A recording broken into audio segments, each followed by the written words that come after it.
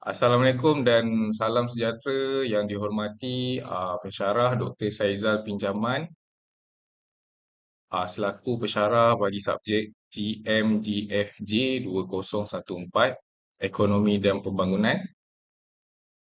Kami dari kumpulan I Kuching ingin membuat pembentangan yang bertajuk Krisis Ekonomi Sri Lanka.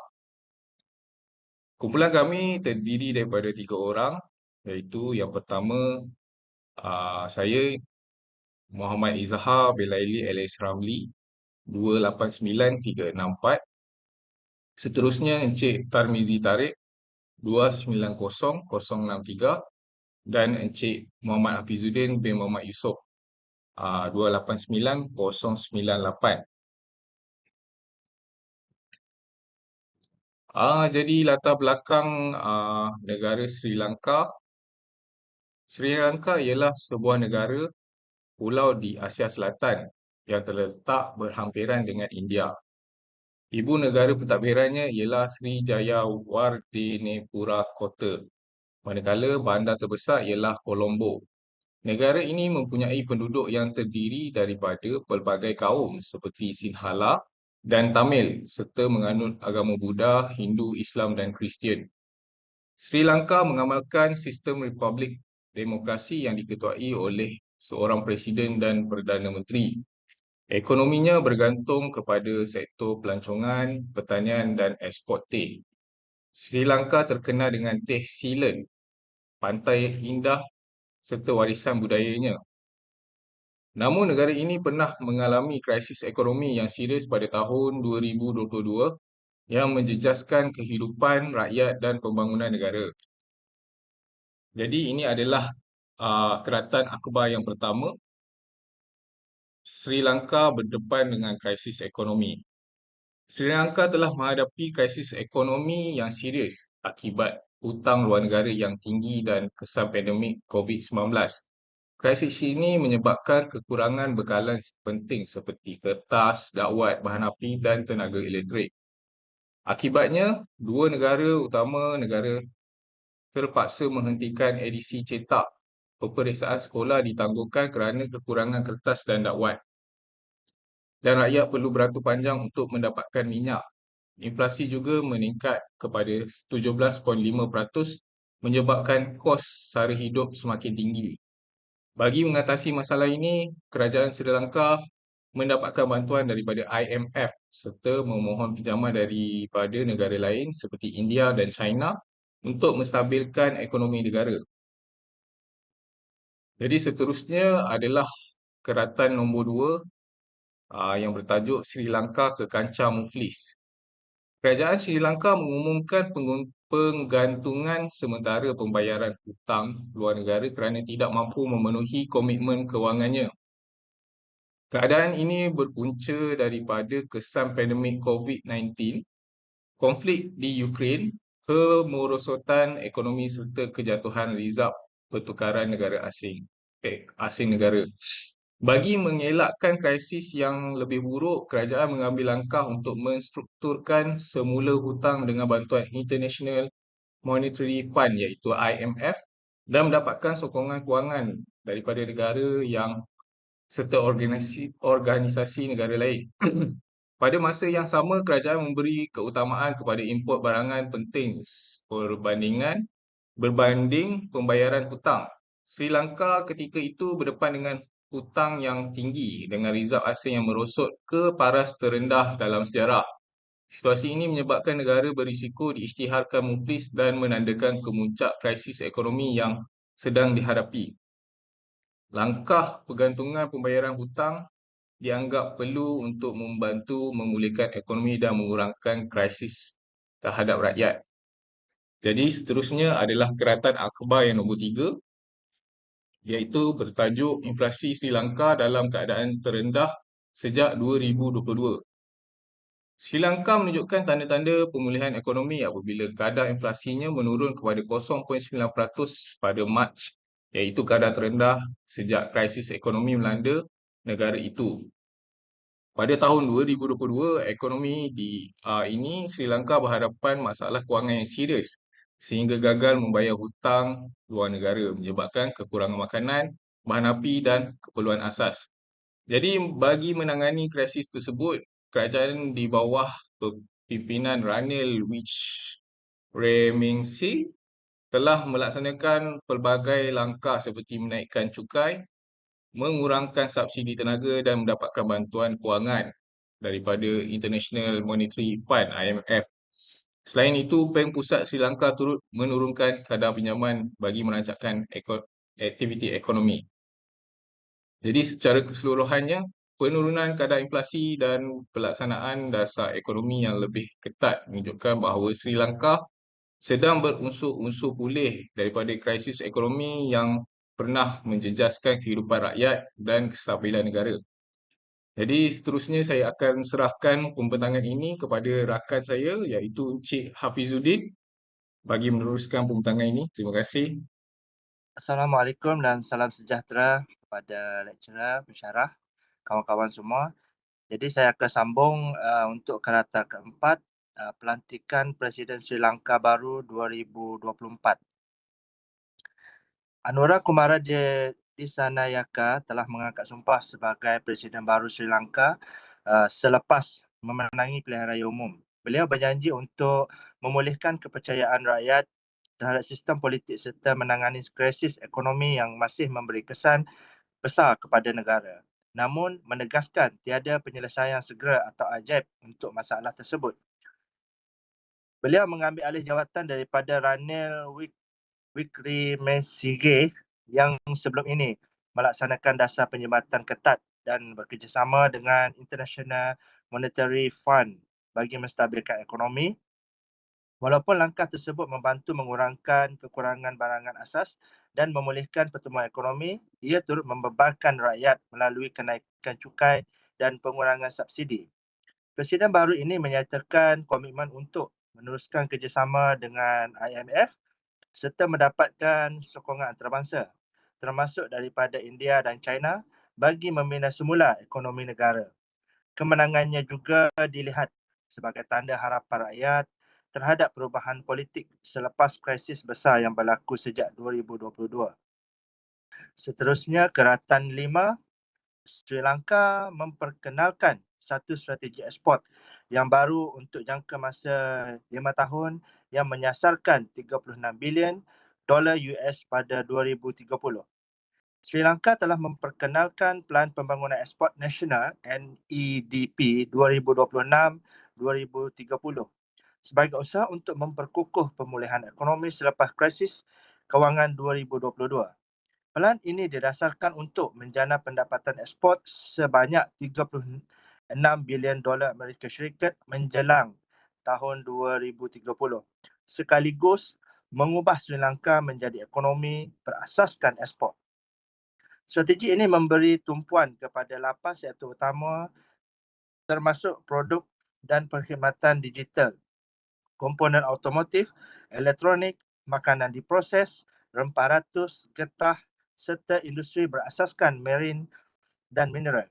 Pelaksanaannya juga menekankan kepentingan kestabilan dasar serta ketulusan dalam pentadbiran ekonomi. Menurut pihak Lembaga Pembangunan Ekspor, Pelan ini akan memperbaiki sistem logistik perdagangan, mempercepat pendigitalan custom dan membantu perusahaan kecil serta sederhana menembusi pasaran global. Secara keseluruhannya, inisiatif ini bertujuan meningkatkan daya saing Sri Lanka dan menyokong transformasi ekonomi jangka masa panjang negara tersebut. Seterusnya, perkembangan isu ekonomi sepanjang 3 tahun. Berdasarkan keratan akhbar yang telah dikemukakan, ekonomi Sri Lanka sedang menunjukkan perkembangan positif di mana ekonomi negara sedang menunjukkan tanda pemulihan. Selepas mengalami krisis kewangan terburuk pada 2022, beberapa petunjuk ekonomi menunjukkan peningkatan seperti penurunan inflasi yang ketara, pemulihan pertumbuhan ekonomi serta pelaksanaan dasar fiskal dan bantuan daripada International Monetary Fund. Selain itu, pelan jangka panjang seperti strategi ekspor baharu turut menunjukkan usaha negara untuk beralih kepada ekonomi berasaskan ekspor dan meningkatkan daya saing global. Seterusnya, trend utama ekonomi. Ekonomi Sri Lanka ini menunjukkan trend semakin stabil selepas krisis kewangan 2022. Ini dapat dilihat melalui penurunan inflasi, pemulihan pertumbuhan ekonomi serta sokongan daripada International Monetary Fund dan pelaksanaan plan pemulihan seperti strategi ekspor baharu. Walaupun begitu, negara masih berdepan cabaran seperti hutang yang tinggi dan kebergantungan kepada bantuan luar. Namun secara keseluruhan, arah ekonominya adalah ke arah kestabilan. Yang seterusnya, punca perubahan ekonomi. Dasar kerajaan. Ketidakstabilan ekonomi Sri Lanka banyak dipengaruhi oleh kelemahan dasar fiskal seperti pengurangan cukai secara besar-besaran sebelum krisis serta pengurusan hutang negara yang kurang berkesan. Kebergantungan tinggi kepada pinjaman luar tanpa perancangan kewangan jangka panjang juga menyebabkan negara gagal menampung beban hutang, seterusnya mencetuskan krisis kewangan. Faktor global. Dari sudut global, krisis ini turut dipengaruhi oleh pandemik COVID-19 yang menjejaskan sektor pelancongan dan pendapatan negara. Selain itu, peningkatan harga tenaga dan kesan konflik antarabangsa seperti perang di Ukraine telah meningkatkan kos import makanan, bahan api dan ubat-ubatan sekaligus menekan ekonomi negara yang bergantung kepada import. Seterusnya, krisis ekonomi. Pada tahun 2022, Sri Lanka mengalami krisis ekonomi terburuk apabila negara gagal membayar hutang dan kehabisan rizab mata wang asing. Keadaan ini menyebabkan kekurangan barangan asas seperti makanan dan bahan api, inflasi melonjak tinggi serta bantahan besar-besaran yang akhirnya menggugat kestabilan politik dan ekonomi negara. Seterusnya saya akan menyerahkan kepada sahabat saya, Tarmizi bin Tarib. Sekian, terima kasih. Seterusnya saya yang akan menyambung dan yang menjadi terakhir, analisis kesan ekonomi kepada rakyat. Terbahagi kepada 3, iaitu kos sara hidup. Apabila krisis berlaku, kos sara hidup meningkat dengan ketara kerana harga barangan keperluan asas seperti makanan, bahan api dan ubat-ubatan menjadi lebih mahal dan kadangkala sukar untuk diperolehi. Keadaan ini menyebabkan kuasa beli rakyat menurun dan ramai yang terpaksa mengurangkan perbelanjaan harian. Dari segi inflasi pula, keadaan inflasi yang melonjak tinggi menyebabkan harga barang meningkat secara berurutan dalam masa singkat. Situasi ini memberi tekanan kepada rakyat kerana pendapatan tidak meningkat seiring dengan kenaikan harga, sekaligus menjejaskan taraf hidup rakyat. Dan yang ketiga, kestabilan mata wang. Selain daripada itu, kestabilan mata wang turut terjejas apabila nilai mata wang Sri Lanka menjadi lemah berbanding mata wang asing. Keadaan ini menyebabkan kos import meningkat dan memperburuk lagi masalah kekurangan di pasaran. Seterusnya, tindakan kerajaan dalam mengatasi isu ini. Bagi menangani krisis ekonomi Sri Lanka, kerajaan bersama institusi antarabangsa seperti International Monetary Fund ataupun IMF telah melaksanakan beberapa langkah pemulihan. Kerajaan telah memperkenalkan dasar penjimatan seperti mengurangkan subsidi bahan api dan elektrik serta menstruktur semula hutang luar negara untuk mengurangkan beban kewangan. Pada masa yang sama, rundingan dengan IMF menghasilkan pakej bantuan kewangan yang bertujuan menstabilkan ekonomi, memulihkan rizab asing dan memastikan negara mampu membayar semula hutang secara berperingkat. IMF juga menetapkan syarat pembaharuan struktur ekonomi bagi meningkatkan pengawalan perbelanjaan negara dan mengembalikan keyakinan pelabur. Okey. Selepas pelantikan Presiden yang terbaru iaitu pada 2024, apakah dasar-dasar yang telah dibuat oleh beliau? Berikut adalah merupakan antara pendekatan awal beliau adalah yang pertama, meneruskan kerjasama dengan International Monetary Fund tetapi dengan penyelarasan syarat yang lebih mesra rakyat seperti contoh potongan cukai. Yang kedua, fokus kepada pemulihan kepercayaan politik dan reformasi pentadbiran. Yang ketiga, usaha menarik sokongan antarabangsa seperti negara India, China dan negara lain. Yang keempat, meningkatkan disiplin ekonomi sambil cuba mengurangkan beban rakyat. Yang kelima, menekankan perubahan terhadap budaya politik yang dianggap korup. Okey, selepas pelantikan Presiden baharu Anura Kumara Dissanayaka, kerajaan Sri Lanka masih berada pada fasa awal pemulihan ekonomi selepas krisis 2022. Antara dasar utama yang diperkenalkan ialah meneruskan kerjasama dengan International Monetary Fund namun dengan cadangan pelarasan syarat yang lebih mesra rakyat seperti pengurangan beban cukai. Selain itu, kerajaan juga menekankan reformasi pentadbiran, usaha memulihkan kepercayaan politik, menarik pelaburan asing serta memperkukuh sektor ekspor dan hubungan ekonomi antarabangsa seperti India dan China. Beliau juga menekankan tentang hasrat ingin mengubah budaya politik yang dianggap korup.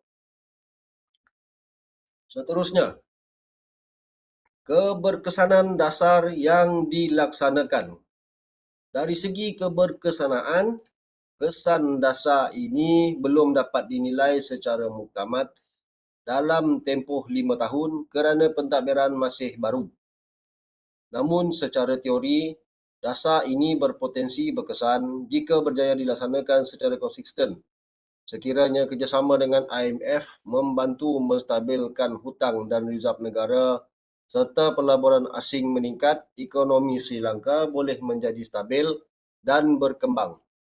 Dalam keadaan ini, kos sara hidup rakyat juga berpotensi menjadi lebih terkawal dan pertumbuhan ekonomi juga dapat diperkukuh.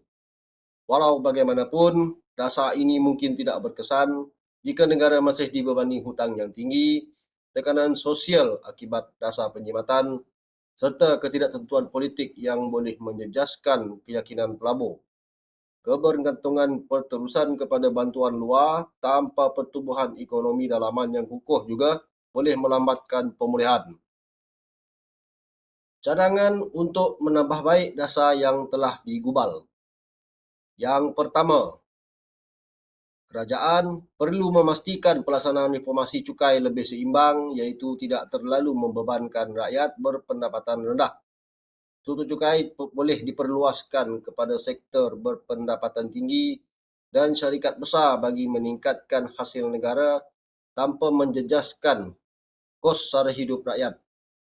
Pada masa yang sama, subsidi bersasar boleh diperkenalkan yang berpendapatan rendah bagi mengurangkan kesan inflasi. Kedua, kerajaan perlu mempercepat kepelbagaian ekonomi melalui sektor ekspor bernilai tinggi seperti digital, elektronik dan industri pemprosesan makanan. Pelaburan dalam teknologi dan latihan kemahiran tenaga kerja juga penting bagi meningkatkan produktiviti serta daya saing global. Akhir sekali, aspek keterusan dan tadbir urus kerajaan perlu diperkukuh untuk mengurangkan persepsi rasuah dan meningkatkan keyakinan pelabur asing. Dengan dasar yang lebih telus dan stabil, keyakinan pasaran akan meningkat dan membantu menarik lebih banyak pelaburan ke negara tersebut. Itu sahaja daripada kumpulan kami iaitu kumpulan I Kuching. Sekian, terima kasih.